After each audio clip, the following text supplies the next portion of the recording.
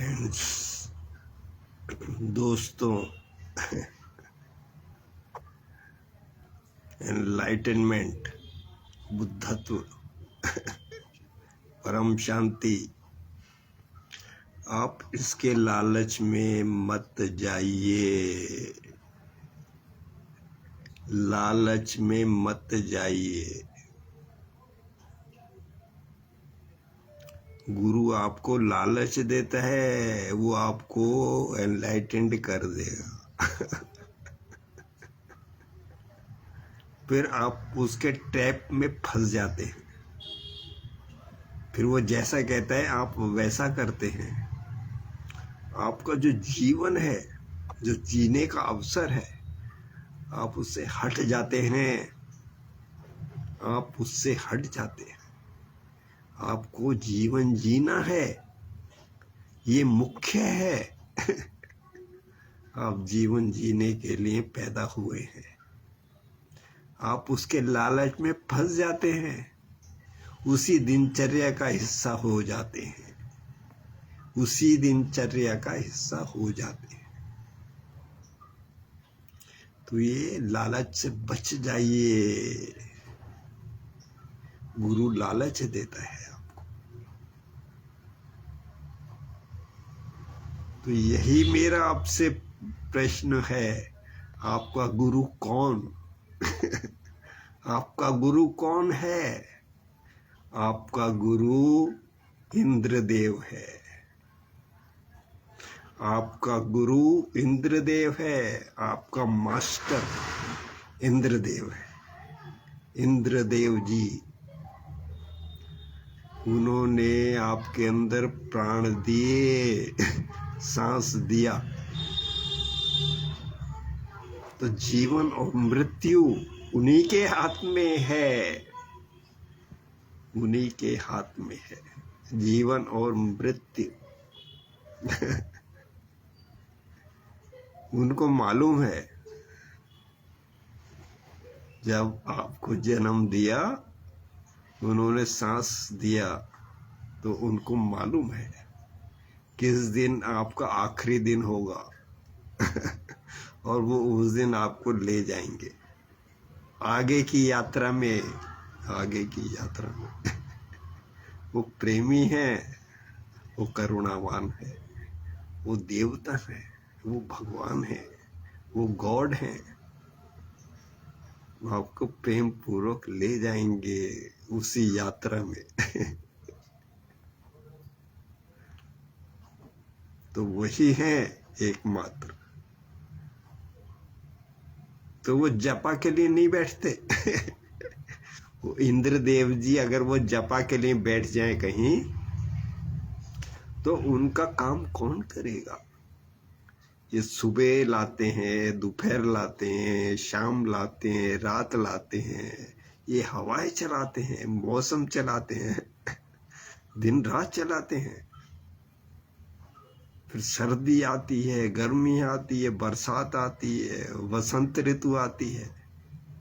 तो इस कामों में वो लगे होते हैं। वो माला जपते नहीं है कहीं बैठ के। सारा दिन। तो मित्रों, मैं आपको यही बताता हूँ कि सुबह आप उठ जाते हैं। क्योंकि वो सूरज आ जाता है। सूरज का प्रकाश, सूरज की रोशनी, सूरज की गर्मी जब वो आ जाती है, आपकी दिनचर्या शुरू हो जाती है।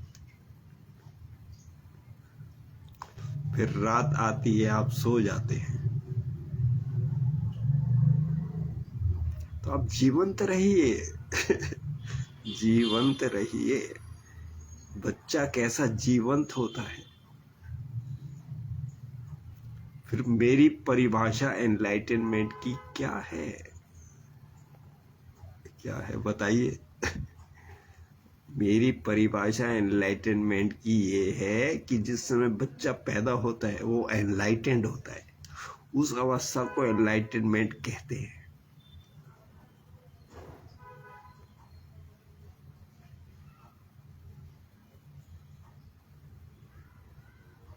तो आप दोबारा वैसे हो जाएंगे, तो आप एनलाइटेंड हो जाएंगे। ऐसा नहीं है कि आपके सर के ऊपर सींग उगेंगे एनलाइटनमेंट के लिए, कुछ नहीं, सींग नहीं उगेंगे आपके सर पे एनलाइटेंड हो गए तो ये व्यर्थ है। यू आर सीकिंग, कोई कल्पना को आप सीख कर रहे हैं, छोड़ दीजिए वो लालच, छोड़ दीजिए ये भी एक लालच है कि आप एनलाइटेंड हो जाएंगे, तो फिर आप लालच में फंस जाते हैं। सिर्फ आपको इतना करना है कि आप अपने हृदय से जुड़े रहिए, अपने हार्ट फीलिंग से जुड़े रहिए, संवेदनाओं से जुड़े रहिए और परमात्मा के रास्ते में चलते रहिए। वो इंद्रदेव आपको खुद लेके जाता है, तो आप थोड़ा शौक रखिए थोड़ा शौक रखिए उन रास्तों में चलने के लिए, परमात्मा की तरफ जाने के लिए थोड़ा शौक रखिए। फिर गुरु आपको एक अवसर देता है, एक श्वास देता है। गुरु का आश्रम जो है बहुत बड़ी ऊर्जा होती है, चेतना होती है।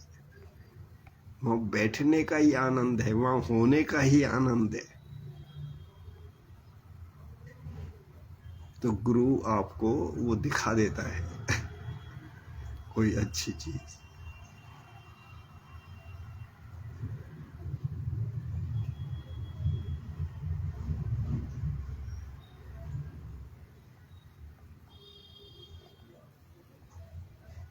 लेकिन यहाँ देखते हैं कि आप जो है फंस चुके हैं। ये दुनिया का जो जाल है, आपने ये जो दुनिया बनाई है, इसमें आप फंस चुके हैं इससे आपको निकालना है। तो सारे गुरु यही प्रयास करते हैं कि आपको इस दुनिया के जंजाल से हटा दें। बहुत भयंकर जंजाल है आपने जो बनाया है, आपने जो कानून की किताबें बनाई हुई है, उसमें सारे निर्दोष पिस जाते हैं जो मुख्य आरोपी होता है वो बाहर बैठ के तमाशा करता है, वो तुम लोगों को उंगलियों पे चलाता है बाहर जो मेन आरोपी है, मेन अपराधी है, वो तुम लोगों को उंगलियों पे चलाता है, तुम उसकी कठपुतली। तो वो बाहर ही रहता है, वो अंदर नहीं जाता कभी भी, और तुम्हें उस जाल में फंसा देता है। और तुम्हें जो निरपराध जो लोग हैं वो ज्यादा फंस जाते हैं। 50% से 75% तक निर्दोष लोग थानों में, पुलिस में, कटघरों में जाके बैठ गए तो इससे आप बचिए, यही हर गुरु चाहता है। आप उसमें मत जाइए। ये जो संसार का पहिया है, जो काल चक्र घूम रहा है संसार का, इसमें आप मत जाइए।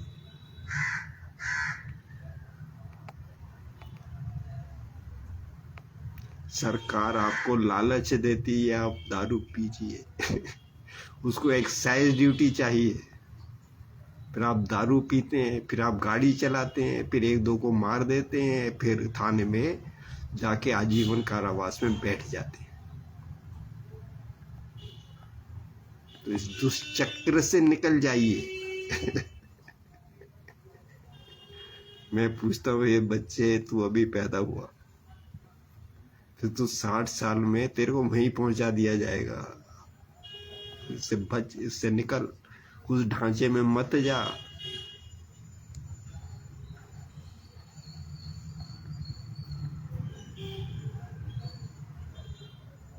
मेरा यही वचन है कि आप 18 साल की लड़की हो गई, 21 साल का लड़का हो गया, आप शादी कर लीजिए।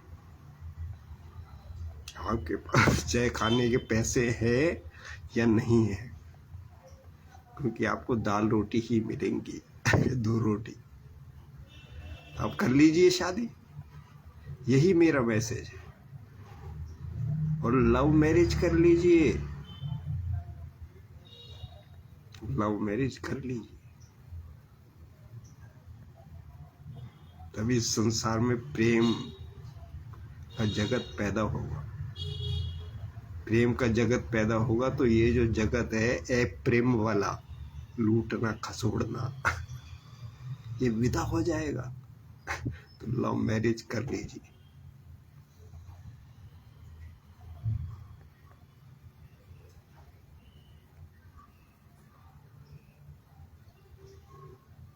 तीसरे कि आप जो खाएं वो वही खाएं जो आपके लिए ठीक है। एक बूंद भी अपने अंदर वो मत डालिए, एक खुराक भी आप अपने अंदर वो मत डालिए जो आपके शरीर को नुकसान करे। और श्रम जो है उतना ही कीजिए, ज्यादा श्रम मत कीजिए। बैलेंस रखिए, आपके शरीर को जितना श्रम कर सकते हैं उतना बैलेंस कीजिए। तो यहाँ हो गया, खाने की बात हो गई, आपकी शादी की बात हो गई, आपके रहने की बात हो गई, 2 रोटी का गुजारा बहुत। और आपको क्या चाहिए?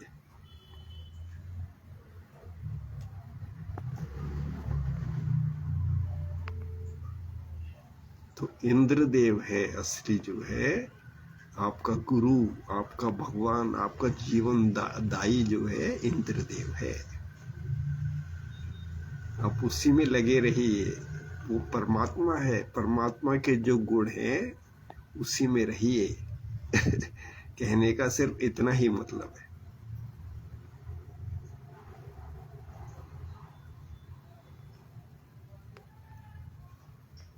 परमात्मा के गुण में ही रहिए। जय श्री कृष्ण, जय श्री कृष्ण, जय श्री कृष्ण। हे राधे, हे राधे माँ, हे कृष्ण, हे कृष्ण, हे भगवान, हे भगवान, हे भगवान। जय हो, जय हो, जय हो, जय हो। हरे कृष्ण, कृष्ण कृष्ण मुरारी, हे नाथ नारायण वासुदेवा। हरे कृष्ण कृष्ण मुरारी, हे नाथ नारायण वासुदेवा। जय हो, जय हो, जय हो। इसीलिए मैं आपको सिखाता हूँ, आप नृत्य कीजिए, आप बच्चों की तरह रहिए। आप उस आवरण में मत फंसिए, किसी भी जीवन शैली में मत फंसिए उतना। जय हो। हरे कृष्ण कृष्ण मुरारी, जय नाथ नारायण वासुदेवा। हरे कृष्ण।